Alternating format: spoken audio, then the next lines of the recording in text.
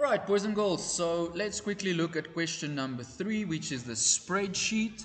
It says use formulas and functions for all your calculations, use absolute cell reference only when necessary, insert the formulas and functions in such a manner that it will produce the correct results no matter what, and should you need to use the building blocks, use the space allocated on the side. Right, so we open up tickets 3 ticket spreadsheet. Now mine is already open right here. Okay, so we can just start. Work in sheet number 1. First of all, rename the sheet 1 to bookings. Alright, most of you were able to do this. So to rename, I'm just going to double click on the worksheet name right here. Double click and I can change it to bookings. Alright. As simple as that. And then change the color to green. Right, so to change the color to green, alright, sorry about that. To change the color to green, I'm just going to delete this one. To change the color to green, I'm just going to right click on it. I'm going to change the tab color. And I change the tab color to green. And now you will see it lights up in a green manner. Right, so the next one that we have right here is insert a function in cell block C3 to calculate the most common tickets booked. That would be to the most common tickets. Alright, so the most common number of tickets is right here in cell block, in column 3. Alright, so right here, in column C. So all we're going to use is we're going to use the mode function. Alright, we're going to use the mode function over here.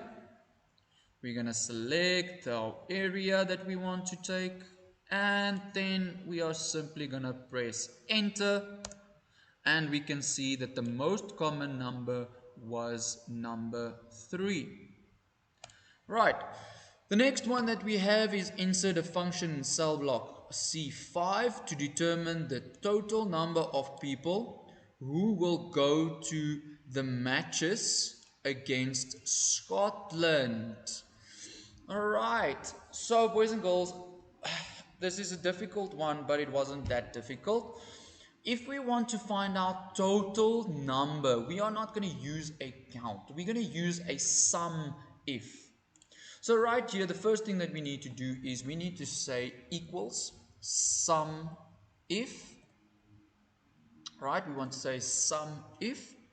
We want to give it the range. Right, so the range over here is we want to say the teams. We want to select the teams over here. Right, which is F9 to F40. Then we're going to put our little comma. We want to say that no matter what, it should display, if we want Scotland. Now, boys and girls, if we want to perform a function like that, we use the little asterisk sign in front. We use the word Scotland. And we use the asterisk sign at the back. This little asterisk means that anything can be in front of Scotland and anything can be at the back of Scotland, as long as the word Scotland appears in our text. We want to find out. And then obviously we need to count the number of people that is going. So we're going to count here from C9 to C40. And now if I just press enter, I can see that the total number of people that will go to all Scotland events is going to be 11. Alright, so this is a difficult one, but the little asterisks over here should help you in the future in order for you to actually do your equations. Right. Then the next one that we have is insert a combination of functions in cell blocks A10 to create a reference number with the following: a random 3-digit number. Alright, so what I'm going to do is I'm just going to use the building blocks over here. So to generate a random number, we have to use the function rand between, right? We want to use the function rand between, right? Rand between, sorry, I just have to press tab, right? The bottom number, what is the smallest 3-digit number that we get? That would be 100, right? So that would be the bottom number. And the top number would be, what would be the biggest 3-digit number that we get? That would be 999. So now if I press enter, we get a random number. And you can see if I drag this down, the numbers will always be different. All right, even if I go and I refresh the page, or I close it and I open it again, it will always be a random number. Then the second one that we have is the first 2 letters of the surname. Alright, so the first 2 letters will be left. So this is our surname over here. So we want the first 2 letters of this. So we're going to use in cell block C10 over here. We're just going to use the function called left. Right, we're going to say we want this text over here. Alright, and then finally we want to say we want to copy it for 2 characters, and if we press enter we can see that we have MA, and you will see also that the number here changed as soon as I inserted a new formula. Right, so we're almost done building. So then finally the number of tickets.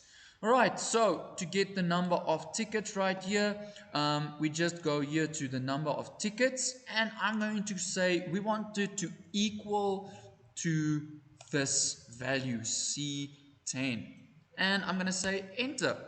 So our code will be 332 MA2, but we need to put it all together.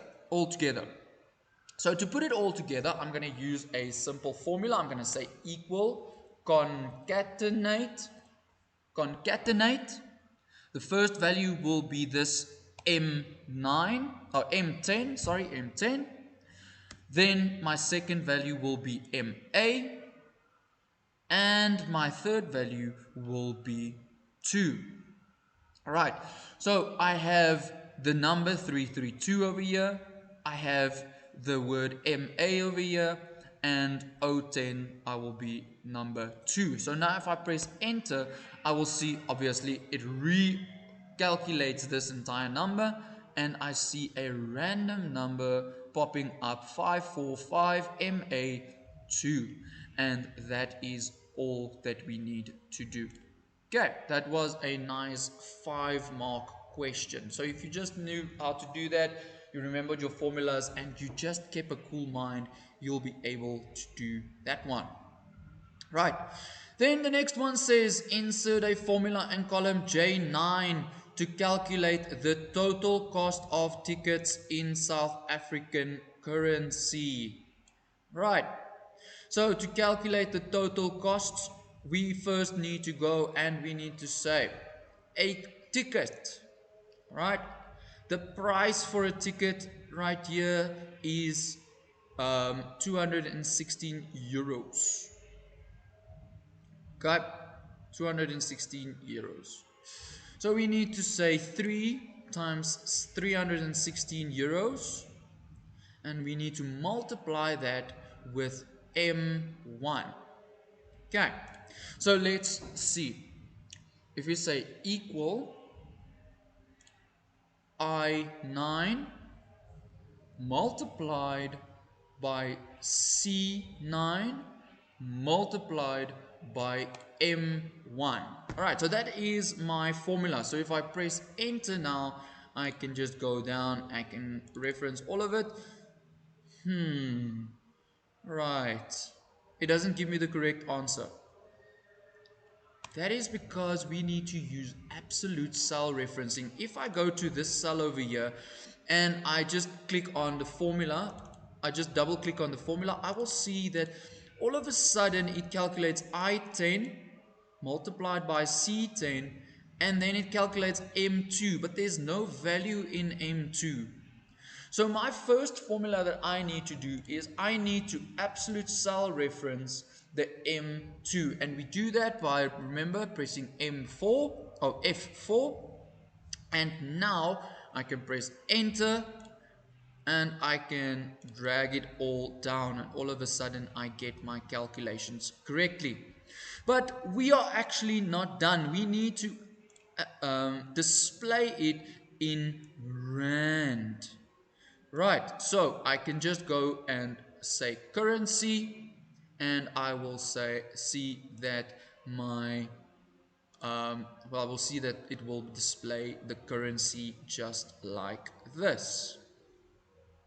Right. Then the next question that we have is 3.6. Every booking that is done 100 days or more before the game will receive a 5% discount. Insert a combination of functions in cell block K2 to display 5% off if a person booked 100 days or more before the game. Otherwise, the cell must be left blank. Right, it must be left blank.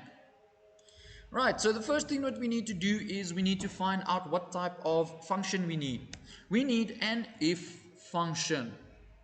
Right, so the if function has, first of all, it says give me a logical test. So the logical test would be if the day between the ticket bought and the day of the game is bigger than or equal to 100 days. So let's use the days. Let's use the days. All right. So if we type in the word days, days return the number, the difference between two dates. All right. So if I use this formula and I say the end date will be 2023 10:01, right, comma, the start date will be this D12, which will be the booking date, right? If I close that and I say comma, display 5% if it's true, comma, display nothing if it is false. Right, so let's just quickly go through this formula again. Right, I want to display the difference between the days. If they are bigger, oh, I have a little boo-boo here. I just worked out how many days it is. I actually want to say if it's bigger than or equal to 100. There we go. And now if I check and I press enter, yes, I want to make a correction. And it now displays 5%. Well, let's just type it correctly. 5% off. 5% off because it is more than 100 days. All right. So my formula again, once again up here is if function, then determine the value between 2 days. If those days are bigger than 100, it should display 5%. If they're not bigger than 100, it should be left blank. And my formula calculates my value. All right, and then finally we have save ticket spreadsheet and close it. So we're going to save this and we are going to